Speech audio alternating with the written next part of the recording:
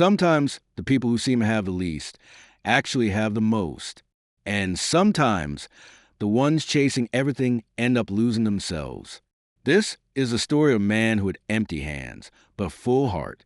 It all started in a small town, the kind where everyone knows everyone. In that town lived a man named Ravi. Ravi wasn't rich. He didn't own a car or a big house. He worked at a tea stall from morning till night. Every day, he served tea to the office workers who passed by. To most people, Ravi was just another face in the crowd, someone who didn't make it in life. But if you ever met him, you'd remember his smile.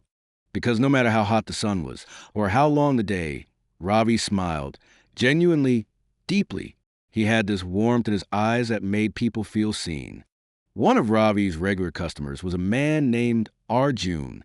Arjun was successful, a senior manager at a big company. He wore expensive suits, had the latest phone, and everyone respected him. Every morning, Arjun stopped at Ravi's stall before heading to work. "Ek cup chai extra strong," he'd say, without looking up from his phone. Ravi always replied with a grin. "Coming right up, sir. One strong tea, just like your day's going to be."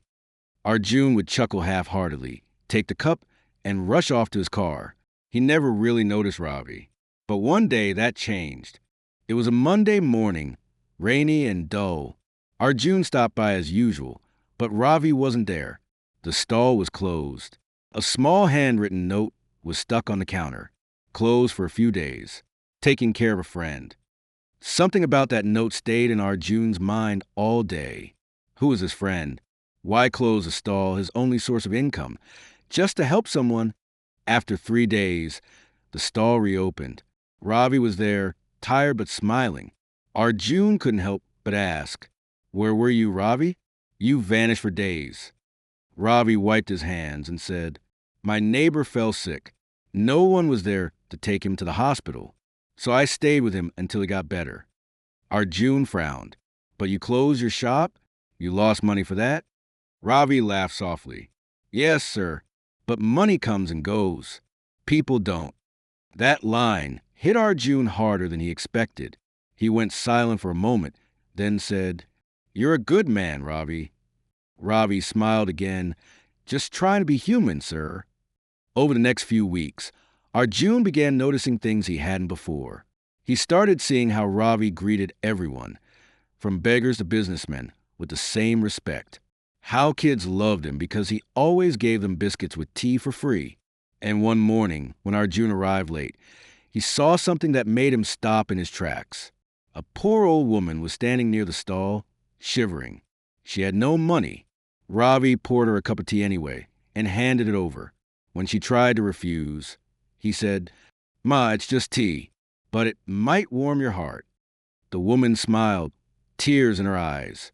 Arjun watched silently, and for the first time in a long while, he felt something stir inside him, a quiet guilt, because even though he earned more in a day than Ravi did in a month, he couldn't remember the last time he had felt that kind of peace.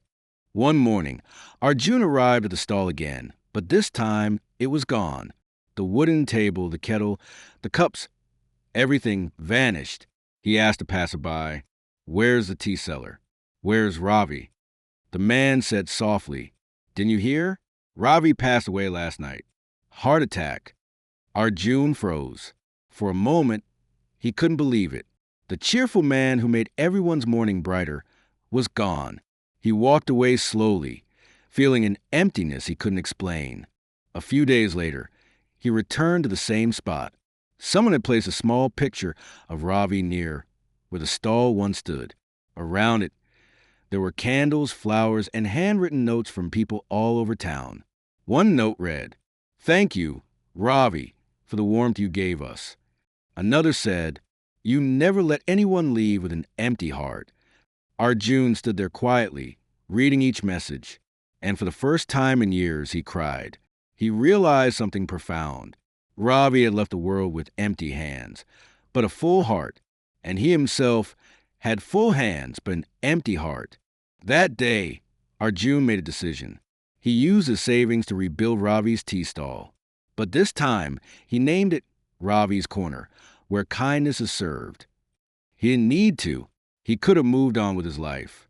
But he didn't want to forget the man who reminded him what true success meant.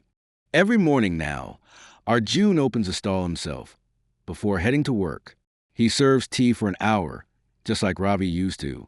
And whenever someone asks why he does it, he says, "Because one man taught me that success isn't about how much you earn. It's about how much you give." True success isn't measured by the size of your house or the balance in your bank account.